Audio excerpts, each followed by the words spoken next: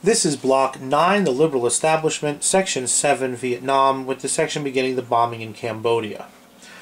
Recall how the anti-war left had exploded in anger over the American bombing in Cambodia in 1970.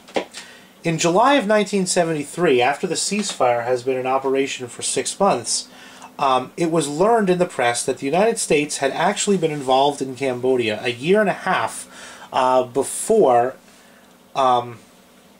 it was reported. That it was reported and it caused this huge sensation, but the United States had actually been involved in Cambodia for a year and a half before that.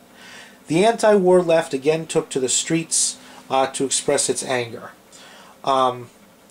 To them, and to many Americans, what made this Cambodian episode so galling was the fact that it was going on while President Nixon and while the administration was promising Congress time and time again that Cambodian sovereignty was being respected, that Cambodian neutrality was being respected, that, Nixon would order, bombings in Cambodia, and later that day, when directly asked, are there American forces in Cambodia, he would, say no.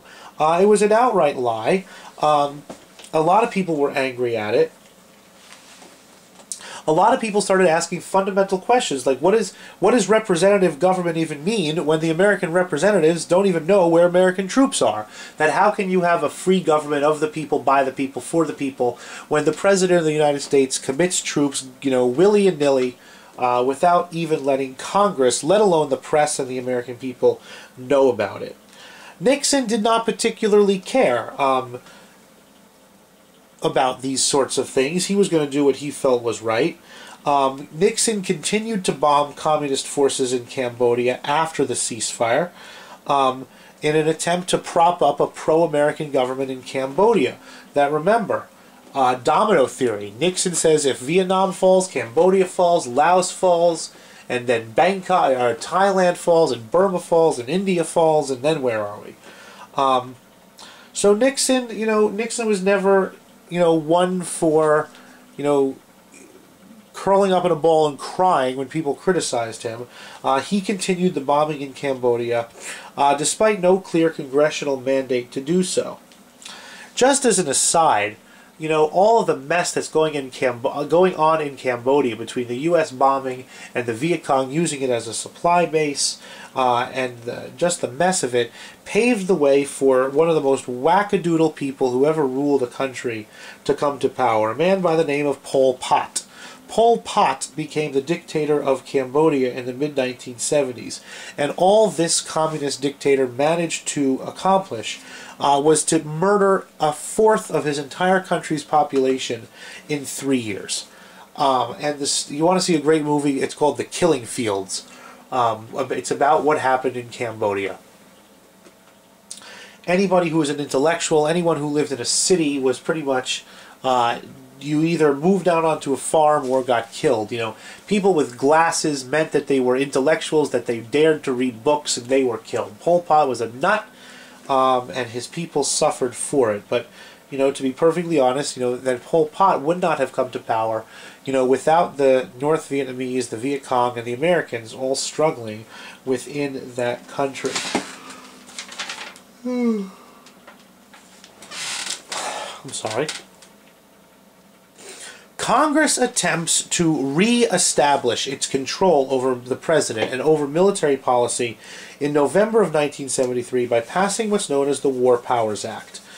This is what the War Powers Act entails. Number one, that if American troops go into any country, the president must let Congress know in 48 hours. If he doesn't, he's breaking the law, and that's an impeachable offense. If the United States commits more troops to a theater in which there are already troops, that must be reported within 48 hours. Once Congress gets this report, it must authorize the President to do this. That, yes, Mr. President, it's okay that you have sent troops to country X. That resolution would only be good for 60 days.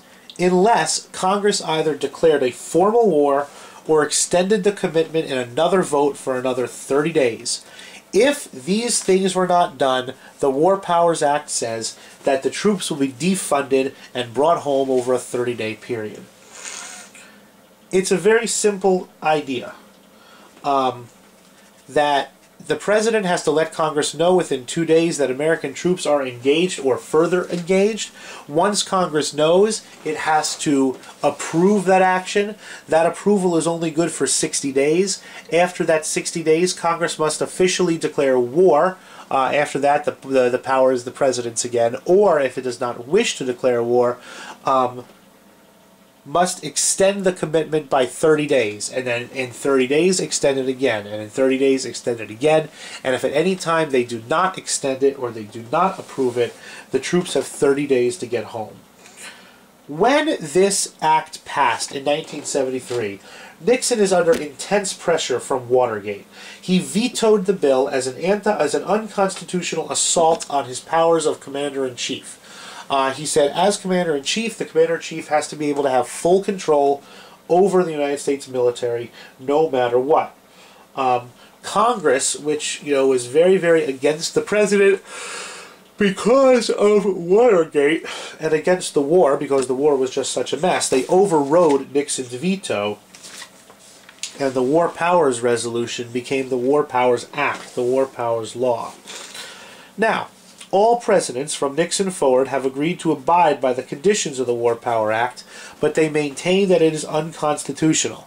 They say that Congress cannot pass a law which infringes upon the president's ability to be commander-in-chief.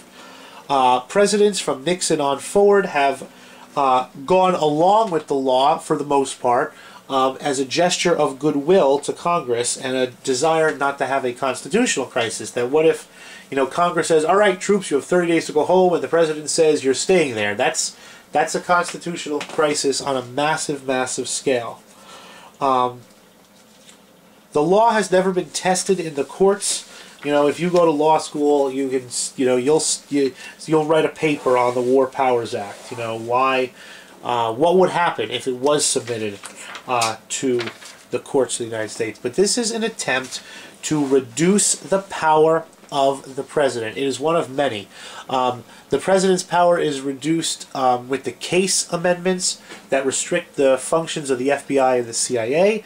The president's power is reduced by this War Powers Act, even though he ignores it. There's a lot of stuff going on as Nixon is becoming a weak president, and his successor, Jerry Ford, is never a strong president to begin with. It is Congress reflexing its muscles that have atrophied as the course of the Vietnam War has been run by Kennedy, Johnson, and Nixon. Like we said, the law has never been tested in the courts, but people, who think they know these sorts of things, figure out, which side would the Supreme Court come down upon.